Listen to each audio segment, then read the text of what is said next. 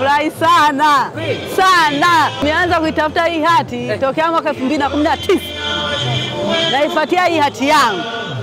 Yaani nashukuru sana, nilikuwa niko nyumbani na muuguza mzazi wangu. Mume wangu nikamwambia mwanangu, fuatilia hiyo hati na kuomba ikitoka nipigie simu. Kweli jana mume wangu akanipigia simu.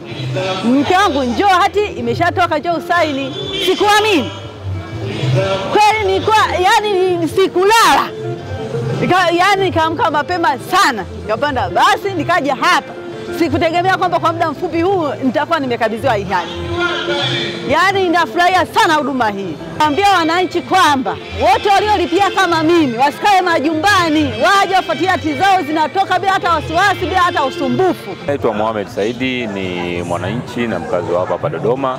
Kwa nashukuru kwa wizara kutuletea hii huduma hapa, Wizara ya Ardhi, na leo nilikuwa nafuatilia hati yangu ambayo nimeipata kwa muda mfupi, nimebahatika kuondoka nayo, na nashukuru huduma haijachukua muda mrefu sana, na hata kwenye utoaji wa huduma nashukuru customer care imekuwa ni hali ya juu. Kwa hiyo kwa kifupi naipongeza sana Wizara ya Ardhi, Nyumba na Maendeleo ya Makazi kupitia katibu mkuu wake na management ya wizara kwa ujumla. Huduma imekuwa nzuri, na nawasihi wananchi wenzangu wasipate kwa muda huu, wasiwe tu wanakimbilia kule jiji kwa ajili ya kuchukua huduma, basi wengine waweze kufika hapa katika uwanja huu wa Chinangali, huduma inayotolewa kule jiji au mkoani na hapa vile vile inapatikana. Kwa hiyo nawasihi wakipata wasa basi waje watahudumiwa tena na kwa haraka zaidi.